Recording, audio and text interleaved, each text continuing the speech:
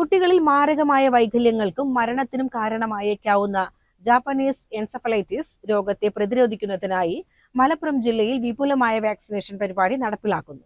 1 മുതൽ 15 വയസ്സുവരെയുള്ള എല്ലാ കുട്ടികൾക്കും ജനുവരി മാസം മുതൽ വാക്സിൻ നൽകുമെന്ന് ജില്ലാ medical officer doctor T K Jayanthi വാർത്താ സമ്മേളനത്തിൽ അറിയിച്ചു. ജാപ്പനീസ് എൻസഫലൈറ്റിസ് എന്ന് വെച്ചാൽ ഒരു വൈറസ് രോഗമാണത്. കൊതുക് വഴിയാണ് അത് പരത്തുന്നത്. കൊതുക് പരത്തുന്ന ഒരു വൈറസ് രോഗമാണ് ജാപ്പനീസ് എൻസഫലൈറ്റിസ്. അത് കൂടുതലായിട്ട് ബാധിക്കുന്നത് കുഞ്ഞുങ്ങളെയാണ്. 15 വയസ്സ് താഴെയുള്ള കുഞ്ഞുങ്ങളെയാണ് അത് കൂടുതലായിട്ട് ബാധിക്കുന്നത്. മാത്രമല്ല, കുഞ്ഞുങ്ങളെ ബാധിച്ചു കഴിഞ്ഞാൽ മരണനിരക്ക് വളരെ കൂടുതലാണ്. അപ്പൊ എൻസഫലൈറ്റിസ് എന്നുള്ള വേർഡ് കേൾക്കുമ്പോഴേ നമുക്കറിയാം ബ്രെയിനിനെ ബാധിക്കുന്ന ഒരു ജ്വരം. അത് പലതരത്തിലുള്ള അണുബാധ മൂലം എൻകഫലൈറ്റിസ് ഉണ്ടാകാം. നമുക്ക് എല്ലാവർക്കും അറിയുന്നതാണ് അമീബിക് മെനിഞ്ചൈറ്റിസ്, എൻകഫലൈറ്റിസ്. അതുപോലെ പല വൈറസുകളും ബാക്ടീരിയകളും ഒക്കെ തന്നെ എൻകഫലൈറ്റിസ് ഉണ്ടാക്കും. പക്ഷെ ഇത് നമുക്ക് പ്രിവെന്റബിൾ ആണെന്നുള്ളതാണ് ഇതിന്റെ ഏറ്റവും പ്രധാനപ്പെട്ട ഒരു കാര്യം. കൊതുകുകൾ വഴി പകരുന്ന വൈറസ് രോഗമായ ജാപ്പനീസ് എൻസഫലൈറ്റിസ് പ്രധാനമായും കുട്ടികളെയാണ് ബാധിക്കുന്നത്. തീവ്രമായ പനി, ശക്തമായ തലവേദന, നിർത്താതെയുള്ള ഛർദി, ബോധക്ഷയം തുടങ്ങിയവയാണ് പ്രധാന ലക്ഷണങ്ങൾ. രോഗം ബാധിക്കുന്നവരിൽ 30% പേർ മരണപ്പെടാനും 50%-ഓളം പേർക്ക് സ്ഥിരമായ വൈകല്യങ്ങൾ സംഭവിക്കാനും സാധ്യതയുണ്ട്. വിപണിയിൽ ഏകദേശം 700 രൂപയോളം വില വരുന്ന വാക്സിനാണ് സർക്കാർ സൗജന്യമായി നൽകുന്നത്.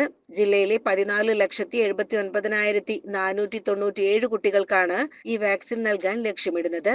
ഇതിനായി ആശുപത്രികൾ, ആരോഗ്യ കേന്ദ്രങ്ങൾ എന്നിവയുടെ നേതൃത്വത്തിൽ സ്കൂളുകളിലും അംഗൻവാടികളിലും വാക്സിനേഷൻ ക്യാമ്പുകൾ ക്രമീകരിച്ചിട്ടുണ്ട്.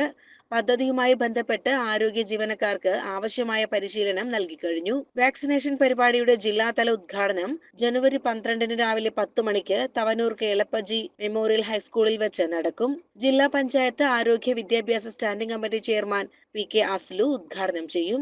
അതില് പ്രധാനപ്പെട്ട കാര്യം ജാപ്പനീസ് എൻകഫലൈറ്റിസ് മൂലം മരണമടഞ്ഞു എന്നുള്ള വാർത്ത നമ്മളധികം കണ്ടിട്ടില്ല, അല്ലെ? സാധാരണയായിട്ട് പത്രത്തിലും ഒന്നും നമുക്കപ്പോൾ അത് പ്രൂവ് ചെയ്യാൻ കുറച്ച് ബുദ്ധിമുട്ടുള്ളത് കൊണ്ടാണ്. അപ്പൊ അതിന്റെ ഒരു സിംറ്റം എന്ന് പറയുന്നത് പനി, തലവേദന വന്ന് ഓൾട്ടേർഡ് സെൻസോറിയം, നമുക്ക് ബോധക്ഷയം സംഭവിച്ച പോലെയുള്ള ലക്ഷണങ്ങളുമായിട്ട് വരുന്ന, അത് പലതരം രോഗാണുക്കൾ മൂലം ഉണ്ടാകുന്ന പനി മൂലം ഉണ്ടാകാം. പക്ഷെ അതിലൊരു വലിയൊരു വിഭാഗം ഈ ജപ്പാൻ ജ്വരം, അതായത് ഈ ഒരു വൈറസ് മൂലം ഉണ്ടാകുന്ന പനിയാണ്. പക്ഷെ അത് നമുക്ക് പ്രൂവ് ചെയ്യാനായിട്ട് ഇത് ജപ്പാൻ ജ്വരം ആയിരുന്നു എന്ന് നമുക്ക് പ്രൂവ് ചെയ്യാൻ വളരെ കുറച്ച് കേസിൽ മാത്രമേ പറ്റിയിട്ടുള്ളൂ. പക്ഷെ മെജോറിറ്റി അക്യൂട്ട് എൻകഫലൈറ്റിസ് സിൻഡ്രോം എന്ന് പറഞ്ഞ് പ്രസന്റ് ചെയ്യുന്ന കേസുകളിൽ മെജോറിറ്റി ഈ ജാപ്പനീസ് എൻകഫലൈറ്റിസ് തന്നെയാണ്. അപ്പൊ അതുകൊണ്ട് തീർച്ചയായിട്ടും നമുക്ക് അതിനെ പ്രിവെന്റ് ചെയ്യാൻ പറ്റും. കൊതുകിനെ ഞാൻ നേരത്തെ പറഞ്ഞ കൊതുകിലൂടെയാണ്. സാധാരണയായിട്ട് ഈ വൈറസ് പന്നികളിലും അതുപോലെ വലിയ പക്ഷികളിലൊക്കെയാണ് അത് ധാരാളമായിട്ട് ഉണ്ടാകുക. പക്ഷെ ഈ പന്നികൾക്കോ പക്ഷികൾക്കോ ഒന്നും യാതൊരു രോഗലക്ഷണങ്ങളോ അസുഖങ്ങളോ ഒന്നും ഉണ്ടാക്കില്ല. പക്ഷെ അത് അവരെ കടിക്കുന്ന വൈറസിലൂടെ ആ വൈറസ് മനുഷ്യനെ കടിക്കുമ്പോൾ മനുഷ്യരിലേക്ക് പകരുകയാണ് ചെയ്യുന്നത്. മനുഷ്യരിലാണ് ഇത് രോഗലക്ഷണങ്ങൾ ഉണ്ടാക്കുന്നതും നാഡീവ്യൂഹത്തെ ബാധിച്ച് മരണം വരെ ഉണ്ടാക്കുന്നത്. അപ്പൊ അത് പ്രത്യേകിച്ചും കുട്ടികളിൽ. അപ്പം അങ്ങനെയുള്ള ഒരു കൃത്യമായിട്ടുള്ള ഒരു ചികിത്സ, 100% കൃത്യമായിട്ടുള്ള ഒരു ആന്റിവൈറൽ മരുന്ന് നമുക്കിതിന് ലഭ്യമല്ല. അതുകൊണ്ട് തന്നെ നമുക്ക് ഇതിന്റെ പ്രിവെൻഷനാണ് ഏറ്റവും പ്രധാനപ്പെട്ട കാര്യം. വാക്സിൻ ലഭ്യമാണ്. അപ്പോൾ ആ വാക്സിൻ നൽകുക എന്നുള്ള ആ ഒരു ക്യാമ്പയിനിലേക്കാണ് നമ്മൾ പോകുന്നത്. ഡെപ്യൂട്ടി DMOമാരായ doctor TN Anoop, doctor Shupin, doctor NN Pameeli, ജില്ലാ education and media officer KP Sadiq Ali എന്നിവരും വാർത്താ സമ്മേളനത്തിൽ പങ്കെടുത്തു. CCN മലപ്പുറം.